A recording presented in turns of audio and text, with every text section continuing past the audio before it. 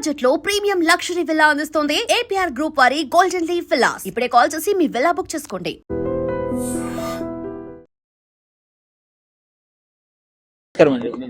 నమస్తే, మీ పేరు? Doctor of Tirumala Shetty. మల్కాజ్గిరిలో ఒక ఇన్సిడెంట్ జరిగింది కదా, కన్న తల్లి పాపని చంపేసింది, బిల్డింగ్ మీద నుంచి నెట్టి. ఏమనిపిస్తుంది? ఇలాంటి సంఘటనలు వరుసగా జరుగుతూనే ఉన్నాయి, వింటూనే ఉన్నాయి. ఆమెకేమైనా మెంటలా లేకపోతే పిచ్చా? చక్కగా ఎంత క్యూట్గా ఎంత ముద్దుగా ఉంది ఆ పాప. చంపడానికి చేతులు ఎలా వచ్చినాయి? ఇదేదో కొంచెం తేడాగా ఉంది. ఎందుకు చంపింది? అసలు చంపాల్సినంత అవసరం ఏంటి? కానీ పెంచి 7-8 ఏళ్ళు పెంచుకున్న బిడ్డని ఏ తల్లైనా చంపుతుందా? తన కడుపు కట్టుకోనైనా కానీ బిడ్డని పెంచి పెద్ద చేసుకునేటటువంటి తల్లిదండ్రులు ఉన్నారు. అటువంటి తల్లిగా ఉండి నువ్వు చంపడానికి అసలు నీకు చేతులు ఎలా వచ్చినాయి? నీకు పెంచడం చేత కాబట్టి మాలాంటి వాళ్ళకి దానం చేయొచ్చుగా, మేము పెంచుకుంటాంగా. ఎక్కడైనా ఏదైనా అనాథ శరణంలో వదిలేయొచ్చుగా, వాళ్ళైనా పెంచుకుంటారుగా. మదర్ది అంటే స్టెబిలిటీ కూడా కరెక్ట్గా ఉందంటారా? అంటే కొంతమంది ఏమో మెంటల్ గా బాగానే ఉంటుంది అంటారు, కొంతమంది కొంచెం అప్పుడప్పుడు డిఫరెంట్ గా చేస్తుంది, బిహేవ్ చేస్తాను అని అంటున్నారు. స్టెబిలిటీ కరెక్ట్ లేకపోవడం ఏమీ లేదు. పిల్లల్ని కన్నప్పుడు స్టెబిలిటీ లేదా? పెళ్లి చేసుకున్నప్పుడు స్టెబిలిటీ లేదా? భర్తతోటి వైవాహిక జీవితాన్ని పంచుకున్నప్పుడు స్టెబిలిటీ లేదా? ఈ మధ్యలో స్టెబిలిటీ ఎటుపోయింది? ఒక 60 ఏళ్ళు వచ్చినాయా, 70 ఏళ్ళు వచ్చినాయా స్టెబిలిటీని కోల్పోవడానికి? స్టెబిలిటీ అనేది ఒకటి ఫేక్, అదంతా కాదు. ఈమె ఏదో ఉద్దేశపూర్వకంగా చంపుంటుంది. పోలీసులు 4 తగిలిచ్చి సరిగ్గా లాగితే అన్ని నిజాలు బయటకు వస్తాయి. మొన్న కూడా ఒకటి ఇక్కడ బీరంగూడలో అమ్మాయి ప్రేమించిందని అమ్మాయిని కొట్టబోతే ప్రేమించిన అబ్బాయి వచ్చి అడ్డుపడితే వాడిని చంపి ఈ పరువు హత్యలు. ఇంక పరువు ఉందా? ఆమెకు పరువు లేదు, ఇంక ప్రతిష్ట అంతకంటే లేదు. ఇటువంటి చిన్న చిన్న ప్రాణాలని, లోకంలో పాపం పుణ్యం తెలియనటువంటి అమాయకపు ప్రాణాలని చంపి వాళ్ళని లోకం నుంచి తరలించి మీరు ఏం పాముకు తిన్నామని, ఏం సాధిద్దామని, ఏం సంపాదిద్దామని ఇటువంటి హత్యలు చేస్తున్నారో అర్థం కావడం లేదు. ఎందుకు ఇన్సిడెంట్లు అవుతూనే ఉన్నాయి, వరుసగా అవుతూనే ఉన్నాయి. మరి చట్టం అంటే భయం ఉండట్లేదు, పోలీసులు అంటే భయం ఉండట్లేదు, ఇష్టం వచ్చినట్లు చేస్తూనే ఉన్నారు క్రైమ్స్. అయితే చట్టం సరైన శిక్షలు వేయట్లేదు. ఫస్ట్ ఆడోళ్ళని దయ తలుస్తుందా లేకపోతే ఎందుకో తెలియదు, కానీ చట్టం దృష్టిలో ఆడ మగ తేడా ఉండదు. మహిళ అయినా పురుషుడైనా ఎవరైనా ఒకటే. కానీ ఇటువంటి దారుణమైనటువంటి మారణ హోమాలు చేస్తుంటే, జరుగుతుంటే చట్టాలు మరి న్యాయాలు ఎటువంటి శిక్షలు వేస్తే వీళ్ళకి సరైన న్యాయం జరిగిద్ది అంటే కాలు చెయ్యి తీసి రోడ్డు మీద పడేయాలి. మీకేమనిపిస్తుంది ఇలాంటి ఇన్సిడెంట్స్ విన్నప్పుడు?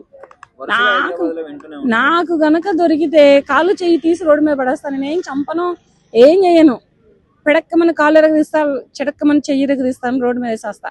ఇప్పుడు బ్రతుకు. ఎందుకంటే ఒక ప్రాణం తీసావు కదా, ఆ ప్రాణం విలువ ఈ బ్రతుకులో తెలుస్తుంది, ఈ ఎవటి బ్రతుకులో, ఈ కుంటి బ్రతుకులో తెలుస్తుందని నేనైతే అదే చేస్తాను. కానీ అటువంటి చట్టాలు, అటువంటి న్యాయాలు మన ఇండియన్ కంట్రీలో లేవు. అదే మన దౌర్భాగ్యం, అదే మన దురదృష్టకరం. ఇటువంటి చట్టాలు, కాళ్ళు చేయి తీసి రోడ్డు మీద వేసేటటువంటి చట్టాలు, న్యాయాలు వచ్చిన నాడు ఇటువంటి దారుణాలు, ఇటువంటి మారణ హోమాలు జరగవు. ఎందుకు చంపడం? ఎందుకు? వదిలేయండి, ఎవరినైనా వదిలేయండి. పోయేదేముంది? తిరిగి వస్తే మీ దగ్గరకు వస్తారు, లేకపోతే మీరు చేసిన పాపమే మిమ్మల్ని వెంటాడుతుంది. భర్తల మీద కోపంతో కూడా పిల్లల్ని చంపేస్తున్నారు. అసలు దీన్ని ఎలా చూస్తారు? ఇది కూడా దారుణమే. నీ భర్త మీద కోపం ఉంటే నువ్వు భర్తను వదిలేయి, నీ పిల్లని తీసుకొని నువ్వు బ్రతుకు. లేదంటే పిల్లని కూడా బ్రతికించుకునే స్థితి, స్తోమత లేదా, ఆ భర్తకే వదిలేయి. తనకి బంధువులు ఉంటారు, తనకి చుట్టాలు ఉంటారు, వాళ్ళు చూసుకుంటారు. లేకపోతే ఆ భర్తే ఆ బిడ్డని, ఆ తండ్రి ఆ బిడ్డని పొట్ట కట్టుకొని పెంచుకుంటాడు, వెనక మళ్ళీ ఈపి కట్టుకొని పెంచుకుంటాడు. అంతేగాని ఇటువంటి భర్తల మీద కోపాలతోటి, ఏరేవాడితోటి ఎఫ్ఐఆర్లతోటి, వాడితోటి వీడితోటి అక్రమ సంబంధాలు పెట్టుకొని పిల్లల్ని ఎందుకమ్మా చంపుతున్నారు? పిల్లలు ఏం పాపం చేశారు? మీ కడుపుని పుట్టడమా వాళ్ళు చేసేది? IVF సెంటర్ల చుట్టూ బొచ్చేడు మంది తిరుగుతున్నారు, లక్షల్లో ఫీజులు పోస్తున్నారు, వాళ్ళకి పుడతల పిల్లలు. మీలాంటి దరిద్రులకి, దౌర్భాగ్యులకి ఇస్తున్నాడు దేవుడు పిల్లల్ని. ఇటువంటి అమాయకులైనటువంటి పిల్లల్ని మీలాంటి వాళ్ళకే ఇస్తున్నాడు. ఎందుకంటే మీ చేతుల్లో బలైపోవాలి కదా. IVF సెంటర్లు ఎన్ని పుట్టగొడుగుల్లో గల్లీ కోడి పుట్టుకొస్తుంది, 4 అడుగులకు ఒక IVF సెంటర్ పుట్టుకొస్తుంది. ఇప్పుడున్న జనరేషన్లో వాళ్ళకి పుడతలేదు పిల్లలు. మీలాంటి ఎటువంటి మిమ్మల్ని ఏమనాలి అంటే నాకు అర్థం కావటం లేదు. ఏమన్నా తక్కువే ప్రస్తుతానికి. వీళ్ళని మాత్రం వదిలొద్దండి. నేను చట్టాలకి న్యాయాలకి ఒకటే చెప్పుకుంటున్నాను, కాళ్ళు చేతులు తీసి రోడ్డు మీద పడేయండి అయ్యా. ఇటువంటి వాళ్ళని ఎంతమంది చంపితే అంతమందిని కూడా కాళ్ళు చేతులు తీసి రోడ్డు మీద పడేయండి అయ్యా. పడేస్తే సరైన న్యాయం జరిగినట్టు, చనిపోయిన వాళ్ళకు కూడా సరైన ధర్మం జరిగినట్లు నేను భావిస్తాను. And for more videos, Please subscribe to iDream. Please subscribe to iDream. Please subscribe iDream. And please subscribe to iDream. For more videos, subscribe to iDream.